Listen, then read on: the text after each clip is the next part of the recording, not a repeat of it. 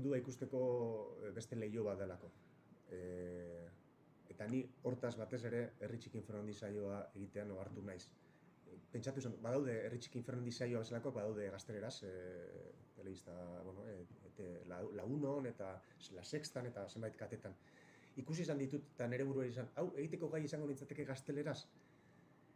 Agian gazteleraz egiteko gai izango nintzateke gaztelan, baina hemen ez. Hemen Herri Txiki Infernundi funtzionatzen badu da euskaraz ari garelako, eta umore egiteko forma bat dagoelako euskaraz, eta kodigo batzu daudelako euskaraz soilik ulertzen direnak, euskaraz soilik grazia egiten dutenak, eta ez beste hizkuntza baten. Eta beraz, animatuko nituzke euskara ikastea, leiho bat, beste leiho bat delako. Ez hobea eta ez txarragoa, bestea bezalako, baina beste leiho bat gehiago mundua ikusteko, eta unikoa. Besteak unikoa diren bezala, baina hau ere unikoa da. Beraz, horregatik animatuko nituzke.